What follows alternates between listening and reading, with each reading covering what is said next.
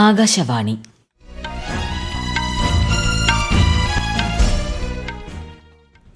നമസ്കാരം. വാർത്തകൾ വായിക്കുന്നത് സീന ആന്റണി.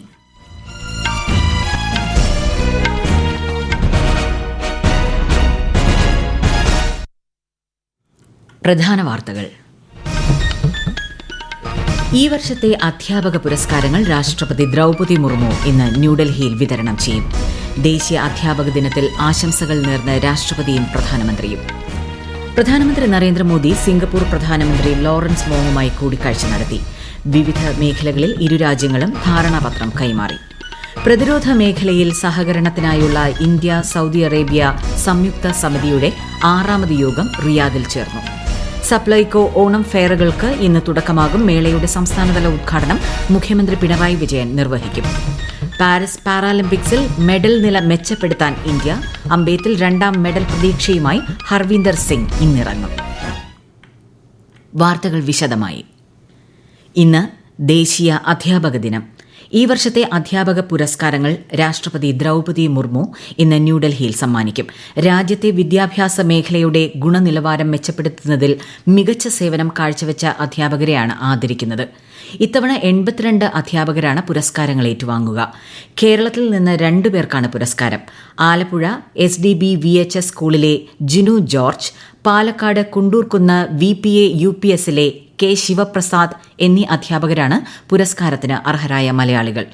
ആകാശവാണി വൈകിട്ട് 4:10 മുതൽ ചടങ്ങ് തത്സമയം പ്രക്ഷേപണം ചെയ്യും.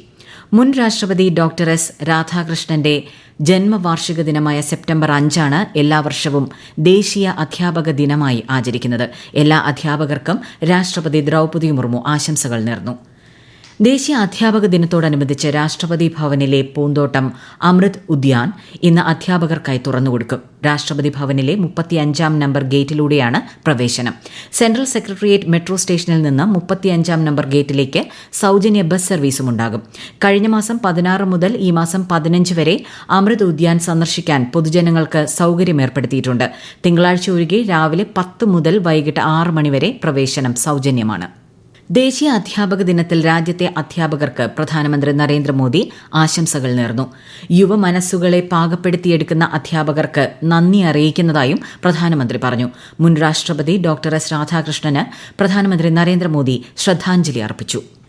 പ്രധാനമന്ത്രി നരേന്ദ്രമോദി സിംഗപ്പൂർ പ്രധാനമന്ത്രി ലോറൻസ് വോങ്ങുമായി കൂടിക്കാഴ്ച നടത്തി.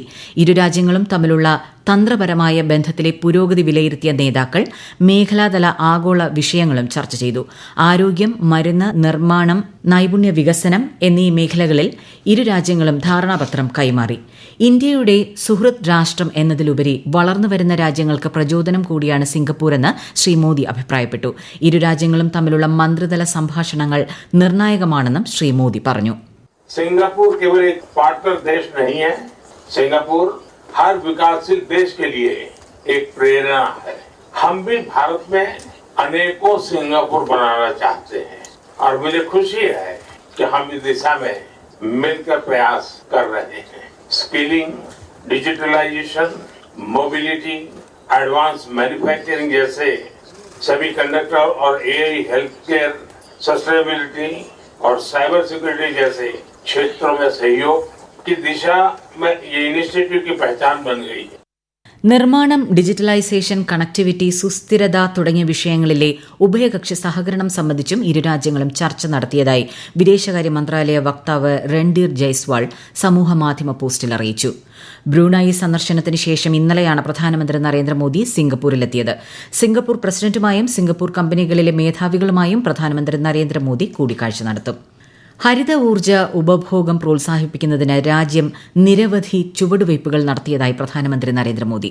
ന്യൂഡൽഹിയിലെ ഭാരത് മണ്ഡപത്തിൽ നടക്കുന്ന പ്രഥമ അന്താരാഷ്ട്ര സോളാർ ഫെസ്റ്റിവലിനെ വീഡിയോ സന്ദേശത്തിലൂടെ അഭിസംബോധന ചെയ്യുകയായിരുന്നു അദ്ദേഹം. മെച്ചപ്പെട്ട ലോകം സൃഷ്ടിക്കാൻ ഈ ആഘോഷം സഹായിക്കുമെന്നും ലോകത്തെ മുഴുവൻ ഒരു കുടക്കീഴിൽ എത്തിക്കുമെന്നും അദ്ദേഹം പറഞ്ഞു.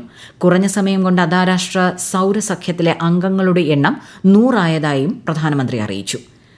രാജ്യത്തെ ഡോക്ടർമാരുടെയും ആരോഗ്യ പ്രവർത്തകരുടെയും സുരക്ഷയ്ക്കായി സ്വീകരിച്ച നടപടിയുടെ റിപ്പോർട്ട് സമർപ്പിക്കാൻ സംസ്ഥാനങ്ങളോടും കേന്ദ്രഭരണ പ്രദേശങ്ങളോടും കേന്ദ്ര സർക്കാർ ആവശ്യപ്പെട്ടു.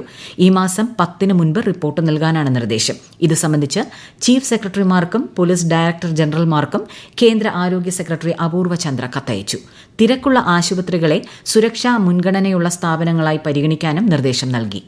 പ്രതിരോധ മേഖലയിൽ സഹകരണത്തിനായുള്ള ഇന്ത്യ സൌദി അറേബ്യ സംയുക്ത സമിതിയുടെ 6ാമത് യോഗം റിയാദിൽ ഇന്നലെ ചേർന്നു.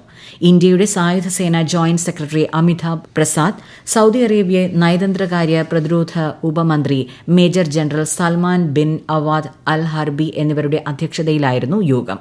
സംയുക്ത സൈനിക അഭ്യാസം, നൈപുണ്യ കൈമാറ്റം, പരിശീലന പരിപാടികൾ, വ്യവസായ സഹകരണം തുടങ്ങി സൈനിക മേഖലയിലെ സഹകരണവുമായി ബന്ധപ്പെട്ട വിഷയങ്ങൾ ഇരു രാജ്യങ്ങളും ചർച്ച ചെയ്തു. ഈ വാർത്തകൾ ആകാശവാണിയിൽ നിന്ന്. പാരീസ് പാരാലിമ്പിക്സിൽ 8ാം ദിനമായ ഇന്ന് ഷൂട്ടിംഗ്, ജൂഡോ, അമ്പെയ്ത്ത്, അത്ലറ്റിക്സ്, പവർ ലിഫ്റ്റിംഗ് എന്നീ ഇനങ്ങളിൽ ഇന്ത്യൻ താരങ്ങൾ മത്സരിക്കും.